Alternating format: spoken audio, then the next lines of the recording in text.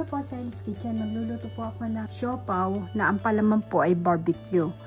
Pero sa sa Chinese, kung tawagin po nila ay char siu bao. Paglalaga po ako ng itlog. Ito po ang gagamitin ko, pork tenderloin. Ito po siya. Gagayatin po natin ng parang lutong menudo. Malilimbit lang po.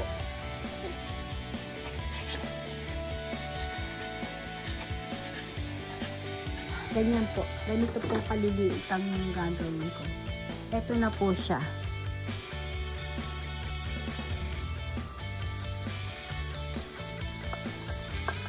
Lalagyan po natin ng konting luya. Pampaalis po ng lansa ng karne. Kahit po sa isda, naglalagay ako. Pampaalis po yung ng lansa.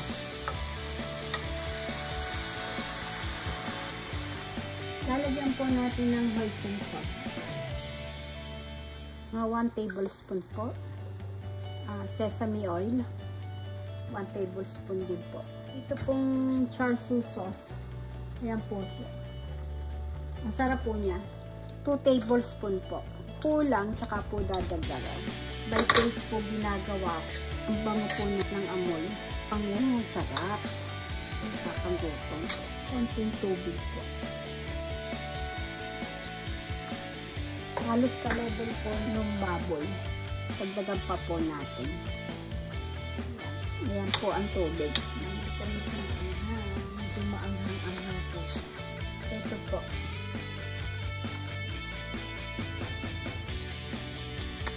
Tatakpan po natin.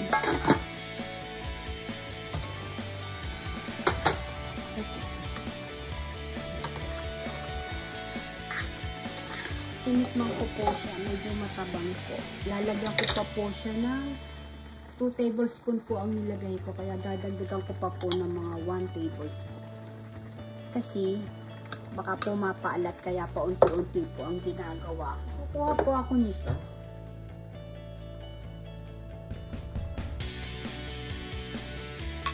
Lagyan po natin ng konting water. Konti lang. Yan. Pangkatunaw lang po.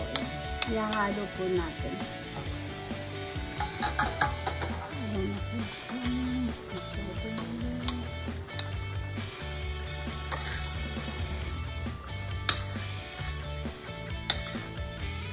Malabnaw pa po siya. Dadagdagan ko pa po ng another tablespoon.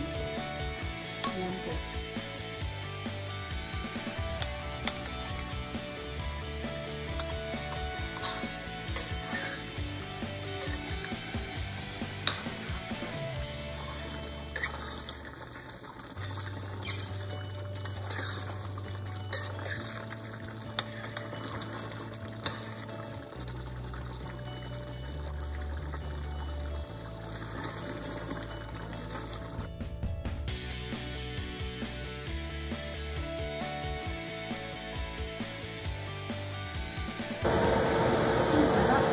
Pakukuluan ko pa para maalis pa yung ibang sarsa.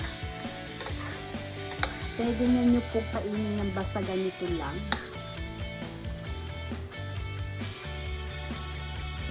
Ayan. Some lettuce. Luto na po siya, kaya lang pinapatuyo ko po yung sarsa. Medyo marami po yung sarsa. Ang sarap po niya kasi medyo maanghang-anghang. Nilagyan ko po kasi ng sili. Ito na po siya. Masarap din po ilalagay niyo sa lettuce. Ganyan.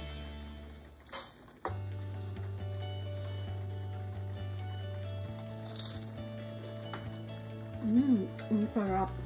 Ito po yung 3 1/4 po na flour. Tapos 2 tablespoon po na sugar. 1 teaspoon po na baking powder. Tsaka po 1 teaspoon po na yeast. Half teaspoon na salt.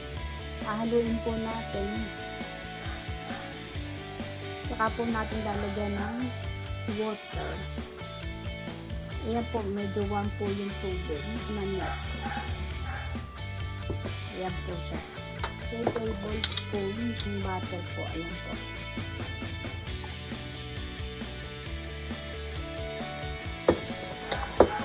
Tapos tatakpan po natin pagkahalo.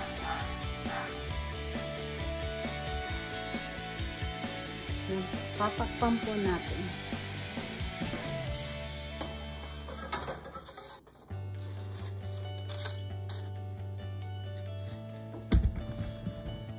Ito na po yung siopaw ko. Yummy. Kukuha tayo ng isa. Ayan na po siya. So, yummy.